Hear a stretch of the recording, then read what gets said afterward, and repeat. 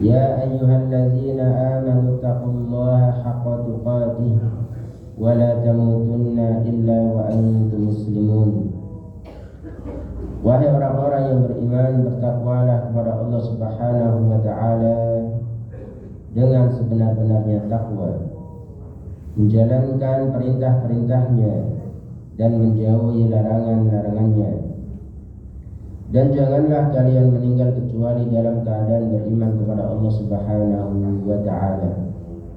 Wa qala aidan, itu juga Allah Subhanahu wa Ta'ala berfirman, Ya ayyuhalladzina amanu taqullaha wa qulu qawlan sadida.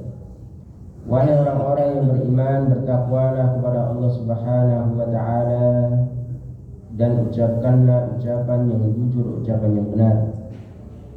Yuslih lakum a'malakum wa yaghfir lakum dzunubakum. Ketika seorang bertakwa kepada Allah Subhanahu wa Ta'ala dan ia ucapkan ucapan yang jujur, ucapan yang benar, maka Allah Subhanahu wa Ta'ala akan memperbaiki urusannya dan akan mengampuni dosa-dosanya. Wa man yuti'illaha wa rasulahu faqad faza fawzan 'azima, amma ba'd. Barang siapa yang mentaati Allah Subhanahu wa Ta'ala dan Rasulnya, sungguh ia akan mendapatkan kemenangan yang besar, yaitu surganya Allah Subhanahu wa Ta'ala. Jemaah rahimani wa rahimakumullah. Sekarang kita berada pada zaman yang kebanyakan manusia melalaikan sholat.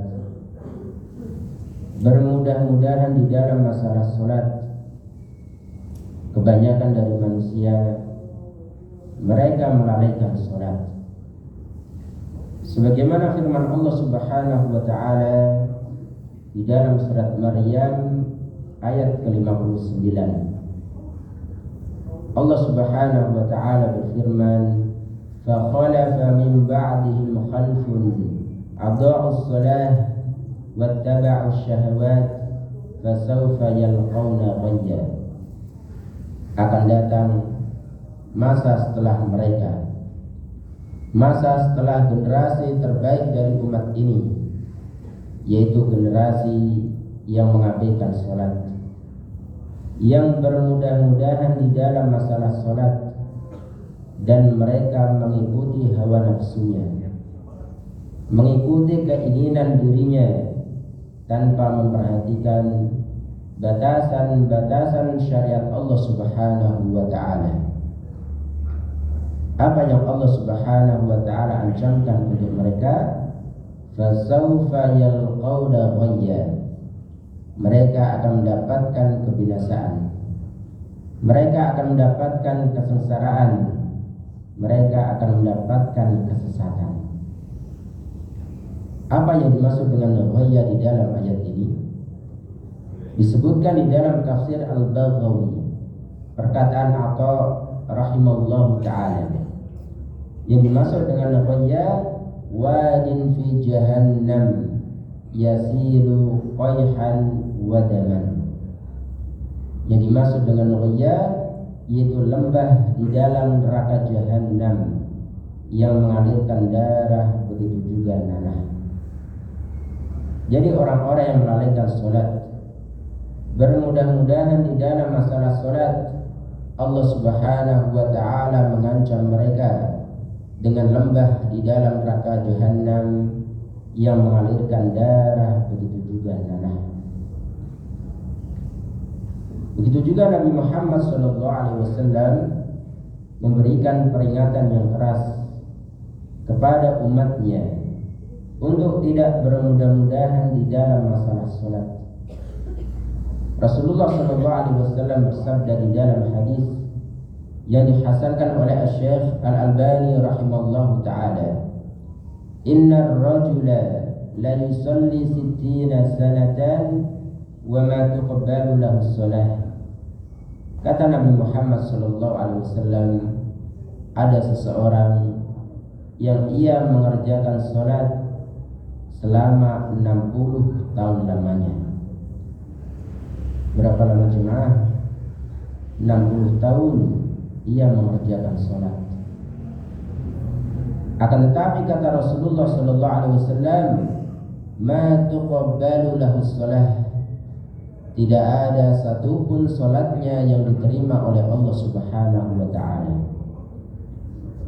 Bayangkan, apabila salat yang kita kerjakan selama hidup kita berakhir dengan kesia-siaan, Allah Subhanahu wa taala tidak menerimanya.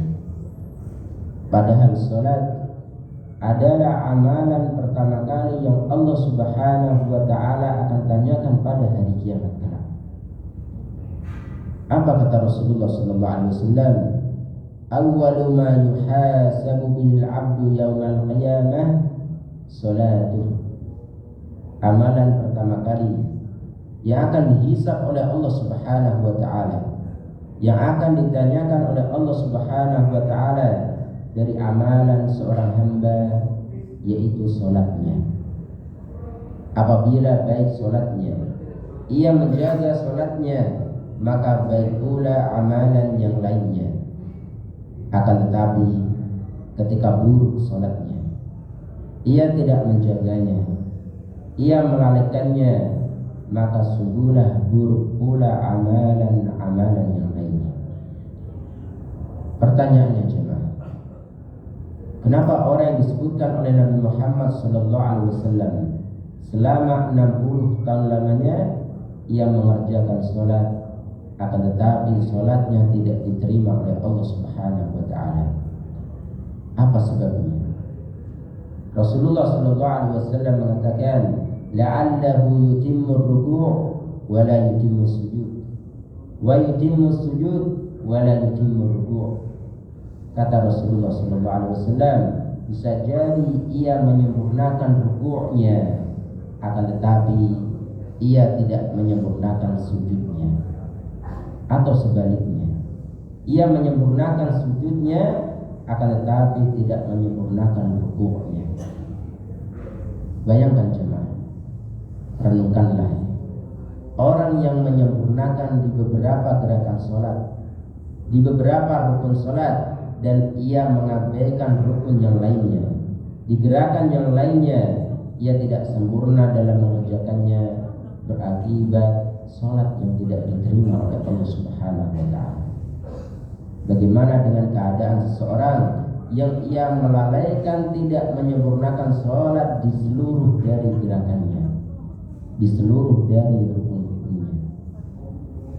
Maka kita dapati fenomena di bulan Ramadan yang telah berlalu, ada sebagian kaum muslimin, mereka menunaikan salat tarawih dengan sekian rakaatnya hanya dalam waktu yang singkat. Di mana kesempurnaan gerakannya? Di mana tumakninahnya? Bagaimana Nabi Muhammad SAW apabila melihat sifat salat seperti itu? Padahal yang sebagian sempurna, sebagian tidak sempurna, Nabi Muhammad SAW katakan tidak sempurna ataupun tidak diterima dari salatnya. Rasulullah SAW mengatakan, orang yang tidak sempurna di dalam gerakan salatnya, orang yang tidak sempurna dalam menunaikan rukun-rukun di dalam salatnya, orang yang tidak tumakninah di dalamnya, ini adalah orang-orang yang mencuri dari salatnya. Dan ini lebih buruk daripada mencuri harta, karena ia mengurangi hak-hak Allah Subhanahu wa taala. Apa kata Rasulullah sallallahu alaihi wasallam? Aswa'un nasi sariqatan alladhi yasriqu min salatihi. Disebutkan di dalam hadis riwayat Imam Ahmad di dalam musnadnya, seburuk-buruk pencuri kata Rasulullah yaitu seseorang yang mencuri dari salatnya. Ini menunjukkan orang yang mencuri dari salatnya ini lebih buruk daripada mencuri harta. Kenapa jemaah? Karena Rasulullah SAW katakan, aswa'un nasi sariqatan, orang yang paling buruk ataupun pencuri yang paling buruk yaitu seorang yang mencuri dari salatnya. Kemudian para sahabat bertanya kepada Rasulullah SAW, ya Rasulullah, kaifa yasriqu min salatihi. Wahai utusan Allah, wahai Rasulullah, bagaimana seseorang dikatakan mencuri dari salatnya? Maka Nabi Muhammad SAW mengatakan, la yutimmu ruku'aha wa la sujudaha, yaitu ia tidak menyempurnakan rukuknya dan ia tidak menyempurnakan sujudnya. Inilah yang dikatakan dengan orang yang mencuri dari salatnya, dan ini adalah seburuk-buruk pencuri. Maka lihatlah salat kita jemaah, koreksilah salat kita. Apakah salat kita sebagaimana salatnya Nabi Muhammad sallallahu alaihi wasallam? Sallu kama ra'aitumuni usalli. Salatlah kalian sebagaimana kalian melihat aku salat. Kita tidak melihat Rasulullah sallallahu alaihi wasallam salat secara langsung.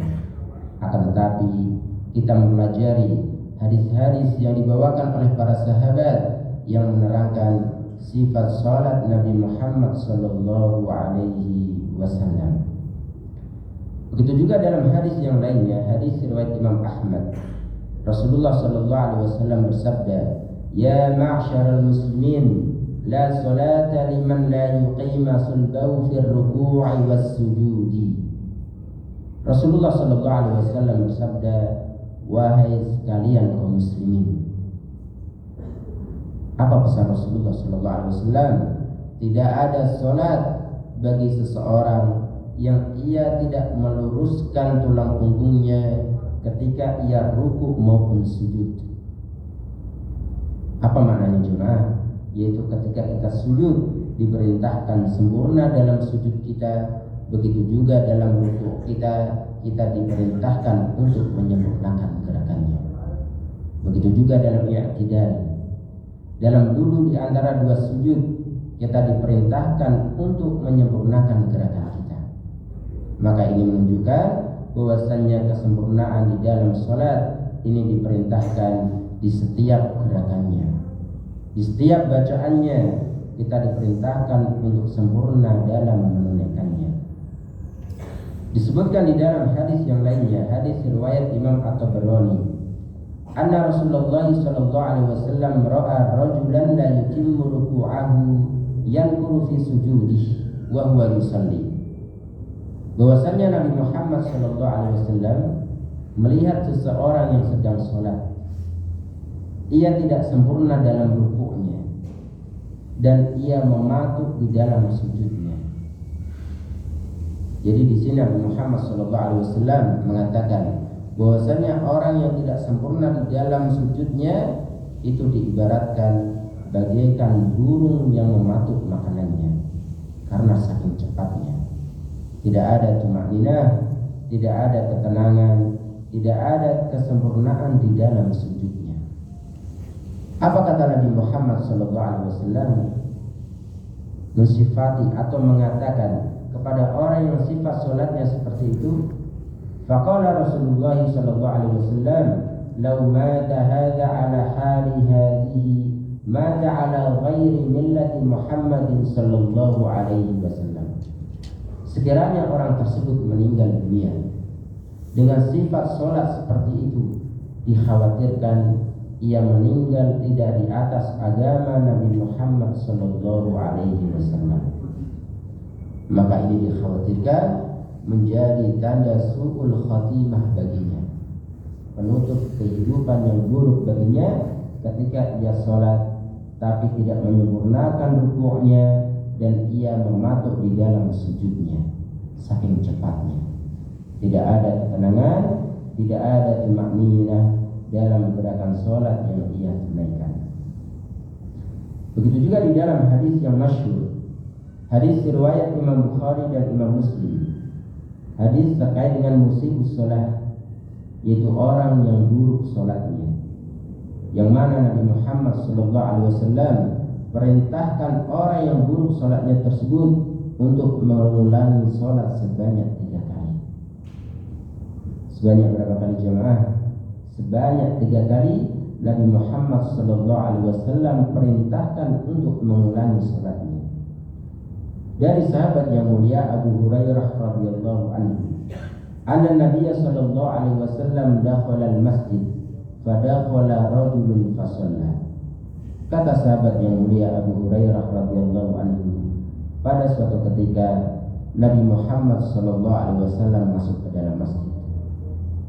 Tidak lama kemudian ada seseorang yang masuk masjid dan mengerjakan salat. Summa jaa fa sallama ala Nabi sallallahu alaihi wasallam. Di selesai salatnya, orang tersebut mendatangi Nabi Muhammad sallallahu alaihi wasallam dan mengucapkan salam. Faradda alaihi salam, maka Rasulullah sallallahu alaihi wasallam pun menjawab salamnya. Ini menunjukkan apa jemaah? Sunnah dianjurkan bagi seseorang ketika bertemu dengan saudaranya seiman untuk ia mengucapkan salam. Sebagaimana orang tersebut di selesai salatnya ia mendatangi Nabi Muhammad SAW dan mengucapkan salam. Apa kata Rasulullah SAW di selesai menjawab salamnya? Irji' fasalli fa innaka lam tusalli. Kembalilah engkau dan ulangilah salatmu, sesungguhnya engkau belum mengerjakan salat. Perhatikan jemaah, orang tersebut telah mengerjakan salat, ia telah menyelesaikan salatnya, akan tetapi kata Rasulullah SAW, irji', kembalilah, fasalli, dan ulangilah salatmu, sesungguhnya engkau belum mengerjakan salat. Kemudian orang tersebut fasalla, mengerjakan salat untuk kedua kalinya. Di selesai salatnya, ia kembali mendatangi Nabi Muhammad SAW dan mengucapkan salam. Maka Rasulullah SAW menjawab salamnya. Apa kata Rasulullah SAW? Untuk kedua kalinya, Rasulullah SAW mengatakan, irji' fasalli fa innaka lam tusalli. Kembalilah dan ulangilah salatmu, sesungguhnya engkau belum mengerjakan salat. Bayangkan jemaah, orang tersebut telah salat untuk kedua kalinya, akan tapi kata Rasulullah SAW belum mengerjakan salat dan diperintahkan untuk mengulanginya. Di antara faedah yang lainnya, yaitu seseorang diperintahkan untuk mengucapkan salam kembali setelah ia bertemu dengan kawannya, dengan saudaranya seiman, dengan adanya jeda selang aktivitas tertentu. Sebagaimana orang tersebut datang kepada Rasulullah mengucapkan salam, kemudian ia kembali mengulangi salatnya. Di selesai salatnya ia mendatangi Rasulullah dan kembali mengucapkan salam. Maka ketika kita bertemu dengan saudara kita seiman, di kantorkah, ya di rumahkah, dengan ada selang aktivitas tertentu, maka kita kembali diperintahkan untuk mengucapkan salam ketika bertemu dengannya. Kemudian orang tersebut kembali mengulangi salatnya untuk kedua kalinya. Apa kata Rasulullah SAW? Lagi-lagi Rasulullah SAW memerintahkannya untuk mengulangi salatnya. Disebutkan di dalam hadis salasan, yaitu ia mengulangi salat sebanyak 3 kali. Sebanyak 3 kali pula Rasulullah katakan, irji' fasalli fa innaka lam tusalli. Kembalilah dan ulangilah salatmu, sesungguhnya engkau belum mengerjakan salat. Kemudian apa kata orang tersebut? Orang yang dulu salatnya tersebut, walladzi ba'atsaka bil haqq, demi yang mengutus engkau dengan kebenaran. Apa maknanya jemaah? Yaitu demi Allah, demi Allah. Fama uhsinu ghaira fa'allimni, sesungguhnya aku tidak bisa mengerjakan salat yang lebih baik dari salat tersebut, maka ajarkanlah kepadaku wahai Rasulullah salat yang benar, salat yang diterima oleh Allah Subhanahu wa ta'ala. Apa kata Rasulullah SAW? Yaitu Rasulullah mengajarkannya salat yang benar. Rasulullah SAW mengatakan, idza qumta ila sholati fa asbihul wudu. Apabila engkau hendak mengerjakan salat, maka sempurnakanlah wudu. Pertanyaannya jemaah, orang tersebut tadi buruk sholatnya atau buruk wudunya. Maka yang dilihat oleh Nabi Muhammad SAW, ia buruk dalam mengerjakan sholatnya. Akan tetapi lihatlah indahnya tarbiyah pendidikan Nabi Muhammad SAW. Ketika orang buruk sholatnya, maka tidak menutup kemungkinan buruk pula terkait dengan wudunya. Dan kita ketahui bahwasanya wudu adalah syarat terpenting dalam sholat. Maka Nabi Muhammad SAW ingatkan, fa'asbibil wudu, apabila engkau hendak mengerjakan sholat, maka sempurnakanlah wudu. Maka lihatlah jemaah, banyak dari kaum muslimin ketika mereka berwudu tanpa menyempurnakan wudunya, sikunya masih kering, belum terkena air wudu. Begitu juga tumitnya masih kering, belum terkena air wudu. Maka ketahuilah, wudu yang tidak sempurna berakibat kepada sholat yang tidak diterima. Maka ingatkanlah kepada anak-anak kita, ingatkanlah kepada istri-istri kita, kawan kita, untuk mereka menyempurnakan wudu mereka. Maka lihatlah Nabi Muhammad SAW ketika melihat orang yang buruk sholatnya, maka Rasulullah ingatkan untuk wudu yang sempurna. Kemudian Nabi Muhammad SAW mengatakan, "Tsumma istaqbilil qiblata fakabbir." Kemudian engkau menghadap kiblat dan bertakbirlah. Dari hadis ini menunjukkan bahwasanya ketika orang sholat, ia buka sholatnya, ia awali sholatnya yaitu dengan takbir, yang kita kenal dengan takbiratul ihram. Itu takbir pembuka di dalam sholat kita.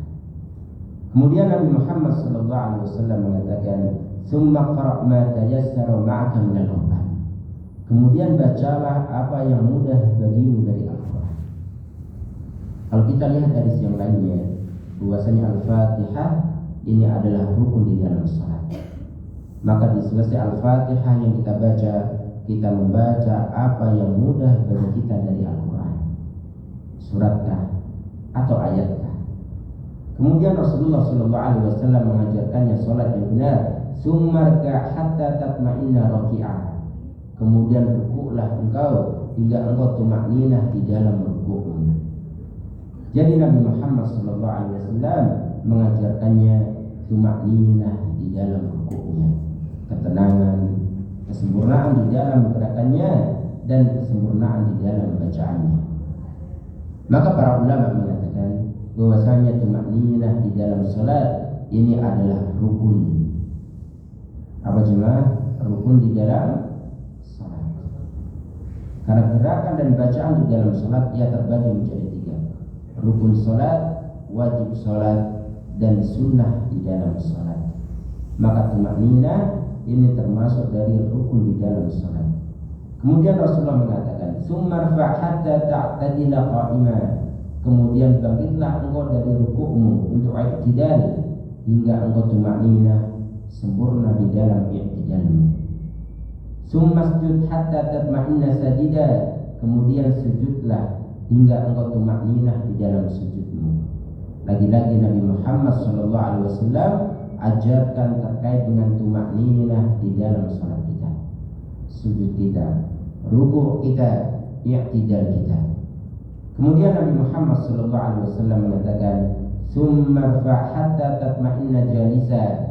Kemudian bangkitlah engkau dari sujud untuk duduk di antara 2 sujud hingga engkau tumakninah di dalam dudukmu. Lagi-lagi Nabi Muhammad SAW mengajarkan untuk tumakninah di dalam salat, yaitu di dalam duduk di antara 2 sujud kita. "Tsummasjud hatta tatma'inna sajida." Kemudian sujudlah untuk kedua kalinya hingga engkau tumakninah di dalam sujudmu. Kemudian Nabi Muhammad SAW menutup ucapannya dengan mengatakan, "Tsumma fa'al dzalika fi shalatika kulliha." Lakukanlah itu di seluruh salatmu, di setiap rakaatnya kita tumakninah, sempurna dalam gerakan salat kita, sempurna di dalam bacaannya. Jemaah rahimani wa rahimakumullah. Jadi Nabi Muhammad SAW mengajarkan kepada musii'us shalah, orang yang buruk salatnya, untuk tumakninah di setiap gerakan sholatnya. Maka yang harus kita perhatikan ya jemaah terkait dengan sholat lima waktu kita, yang pertama yaitu senantiasa kita menjaganya, senantiasa kita menunaikannya lima waktu sholat yang Allah Subhanahu wa Ta'ala wajibkan. Allah Subhanahu wa Ta'ala berfirman, hafizu ala salawat, jagalah sholat lima waktu, senantiasalah kalian mengerjakannya. Maka sebagian kaum muslimin apabila terkadang ia masih meninggalkan sholat lima waktunya, maka hendaklah ia bertaubat kepada Allah Subhanahu wa Ta'ala dengan taubatan nasuha, yaitu taubat yang sebenar-benarnya taubat, karena ini adalah dosa besar. Dan para ulama mengatakan bahwasannya dosa meninggalkan sholat wajib ini lebih besar dosanya dari dosa berzina, dari dosa minum khamar, dari dosa mencuri, karena ini kaitannya dengan hak Allah Subhanahu wa Ta'ala yang kita abaikan, yang kita lalaikan. Disebutkan di dalam hadis riwayat Imam Bukhari, Rasulullah sallallahu alaihi wasallam di dalam mimpinya pernah diperlihatkan ada orang yang sedang terlentang, kemudian ada sosok yang berdiri dan ia membawa batu yang besar. Kemudian sosok yang berdiri tersebut melemparkan batu yang besar tersebut kepada orang yang sedang terlentang tersebut, maka mengenai kepalanya hingga hancur sehancur-hancurnya. Kemudian sosok yang berdiri tersebut mengambil batunya kembali, dan sosok yang terlentang yang kepalanya hancur sehancur-hancurnya kembali bagus dari kepalanya. Kemudian apa yang terjadi jemaah? Sosok yang berdiri tersebut melemparkan batu yang besar tersebut ke kepala orang yang terlentang hingga hancur kepalanya sehancur-hancurnya, dan seterusnya. Dengan keheranannya Nabi Muhammad SAW bertanya kepada malaikat, "Mahadzan?" Siapa orang tersebut? Kata malaikat, "Yanamu 'an salatil maktubah," yaitu orang-orang yang tidur di waktu salat wajibnya hingga mereka melalaikannya, meninggalkannya. Maka ini termasuk dari ancaman yang keras dari Allah Subhanahu wa Ta'ala, ia disiksa dengan dilemparkan batu yang besar ke kepalanya, dan seterusnya. Jamaah rahimani wa rahimakumullah, maka hendaklah kita termasuk dari golongan yang dikatakan oleh Allah Subhanahu wa Ta'ala di dalam surat An-Nur ayat ke-37. Surat apa jemaah? An-Nur 37. Allah Subhanahu wa Ta'ala berfirman, "Rijalun la tulhihim tijaratun wa la bai'un 'an dzikrillah wa iqamis shalah wa ita'iz zakah." Orang-orang yang tidak dilalaikan dengan perdagangan mereka, dengan pekerjaan mereka, dengan perniagaan mereka untuk mengingat Allah Subhanahu wa Ta'ala, untuk menunaikan salat dan menunaikan zakat. Abdullah bin Mas'ud radhiyallahu anhu disebutkan di dalam tafsir Ibnu Katsir, ia melihat orang-orang yang berada di pasar, penjualnya maupun pembelinya. Idza nudiya lis-shalah, ketika dikumandangkan azan, maka mereka meninggalkan jual belinya. Mereka bersegera menuju panggilan Allah Subhanahu wa Ta'ala. Mereka bersegera ke masjid untuk menunaikan hak Allah Subhanahu wa Ta'ala, untuk ia mengerjakan sholat berjamaah. Apa kata Abdullah bin Mas'ud radhiyallahu anhu? Haula'i minal ladzina dzakarallahu fi kitabih. Mereka itulah orang-orang yang disebutkan oleh Allah Subhanahu wa Ta'ala di dalam kitab sucinya. Rijalun la tulhihim tijaratun wa la bai'un 'an dzikrillahi wa iqamis shalah. Itu orang-orang yang mereka tidak dilalaikan dengan pekerjaan mereka, dengan perdagangan mereka, untuk mengingat Allah Subhanahu wa Ta'ala, untuk menunaikan salat. Seperti inilah seharusnya kita ya jemaah. Apapun pekerjaan kita, apapun aktivitas kita, ketika Allah Subhanahu wa Ta'ala memanggil kita hayya 'alas shalah, mari kita mengerjakan salat. Kita tinggalkan aktivitas dunia kita memenuhi seruan Allah Subhanahu wa Ta'ala. Perhatikanlah dan renungkanlah bagaimana salafun saleh, orang-orang soleh terdahulu, mereka bersemangat untuk menjaga sholat mereka. Mereka bersemangat untuk menjaga sholat berjamaah mereka. Di antaranya disebutkan oleh Sa'id bin Ali bin Waf al-Qahtani di dalam kitabnya Al-Khushu'u fi Shalah, yaitu kisah seorang sahabat Abdullah bin Rawahah radhiyallahu anhu. Sahabat jemaah, Abdullah bin Rawahah radhiyallahu anhu. Rasulullah sallallahu alaihi wasallam bersabda, "Rahimallahu akhi Abdullah bin Rawahah, kana aynama adrakathu shalah anakha." Allah Subhanahu wa taala merahmati saudaraku, kata Rasulullah, yaitu Abdullah bin Rawahah, dimanapun ia berada. Ketika ia mendengar panggilan salat, maka ia senantiasa memberhentikan untanya. Ia menampakkan untanya untuk ia sholat pada awal waktunya. Maka seperti inilah kita ya jemaah. Sepulang kerja kita mendengar azan di perjalanan kita, maka kita berhentikan kendaraan kita untuk kita sholat di awal waktunya, sebagaimana sahabat yang mulia Abdullah bin Rawahah, dimanapun ia berada, ia mendengar panggilan sholat, ia memberhentikan kendaraannya untuk ia menunaikan sholat pada awal waktunya. Begitu juga kisah yang lainnya, seorang sahabat yang mulia Adi bin Hatim radhiyallahu anhu. Maja'a waktu sholati illa wa ana ilahi bil ashwaqi. Tidaklah datang waktu sholat kecuali aku senantiasa merindukannya. Masya Allah. Adi bin Hatim radhiyallahu anhu senantiasa merindukan kedatangan waktu sholat. Kemudian dia mengatakan, wa ma dakhala waktu sholatin qattu illa wa ana laha musta'idun. Tidaklah datang waktu sholat melainkan aku sudah siap sebelumnya. Siap dengan apa jemaah? Dengan berwudu, dengan memakai pakaian terbaik kita, dengan memakai pakaian terbaik kita, memakai wangi-wangian. Begitu juga kita menggunakan bersiwak sebelumnya. Masya Allah. Ini yang dilakukan Adi bin Hatim. Tidaklah datang waktu sholat kecuali ia sudah siap sebelumnya untuk menunaikan sholat. Begitu juga kisah yang lainnya disebutkan di dalam Musannaf Ibnu Abi Syaibah, yaitu kisah seorang tabi'in terbaik, yaitu Ibnu Musayyib, Sa'id Ibnu Musayyib rahimahullah ta'ala. Beliau mengatakan, ma adzana al-mu'adzinu mundu 30 sanatan illa wa ana fil masjid. Tidaklah seorang muadzin mengumandangkan azannya selama 30 tahun lamanya kecuali aku sudah berada di masjid. Masya Allah. Berapa lama jemaah? 30 tahun lamanya. Tidaklah Sa'id Ibnu Musayyib ia mendengar azan kecuali ia sudah berada di masjid. Ini diantara mengagungkan perkara salat, kita mendatanginya sebelum azan dikumandangkan. Kemudian beliau mengatakan, ma fatatni as-salat fi jama'atin mundu 40 sanatan. Aku tidak pernah terlewatkan untuk mengerjakan salat berjamaah selama 40 tahun lamanya. Masya Allah. Inilah salafus saleh, mereka menjaga salat lima waktu mereka dan mereka menjaga salat berjamaah mereka.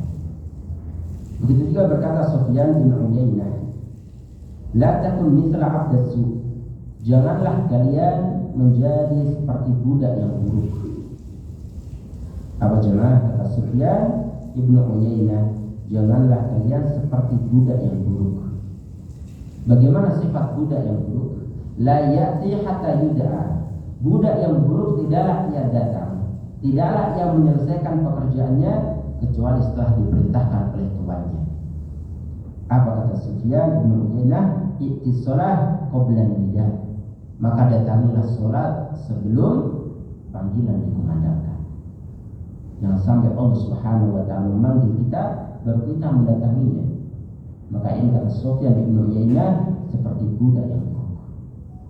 Ketika ia dipanggil baru ia memenuhi panggilannya. Ketika ia diperintahkan baru ia menyelesaikan pekerjaannya. Maka datangilah sholat sebelum an-nida, sebelum panggilan. Sebagian ulama memahami an-nida di sini adalah azan, sebagian yang lainnya memahami yaitu iqamah.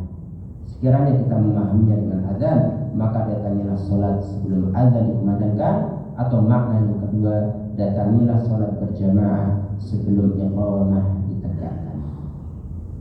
Qala rajul, berkata salafun salih yang lainnya, min tawqiris sholat an ta'tiya qabla al-iqamah. Termasuk kita memuliakan perkara sholat, mengagungkan perkara sholat, yaitu kita mendatanginya sebelum iqamah ditegakkan. Jemaah rahimani wa rahmatullah. Inilah salafun salih, mereka sangat bersemangat di dalam menjaga salat mereka. Kemudian hal yang lainnya yang perlu kita perhatikan dalam masalah salat, yaitu kekhusyuan di dalam salat. Maka ketahuilah bahwasanya kekhusyuan di dalam salat ini dikatakan dengan lubus salat, inti dari salat. Ruhus salat ini adalah ruh dari salat. Maka bayangkan jemaah, ketika jasad kita tidak ada ruhnya, maka kita katakan ini adalah mayit. Ya. Maka seperti itu pula salat yang tidak ada kekhusyuannya, tidak ada ruhnya. Maka para ulama mengibaratkan ketika kita diberikan hadiah seorang budak yang telah meninggal dunia, kita senang dengan hadiah tersebut atau tidak jemaah? Kita katakan tidak. Bagaimana budak telah meninggal dunia yang diberikan kepada kita?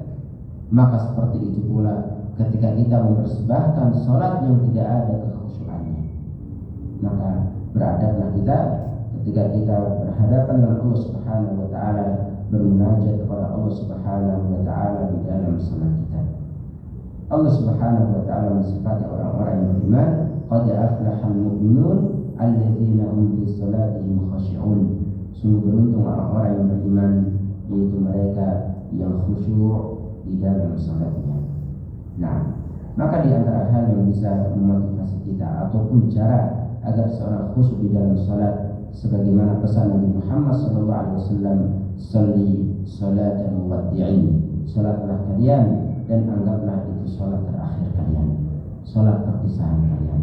Dan cara yang lainnya untuk seorang khusyuk dalam salatnya, ia faham apa yang ia baca dari bacaan salat. Maka ini pentingnya seseorang mempelajari bahasa Arab agar ia faham apa yang ia baca di dalam salatnya.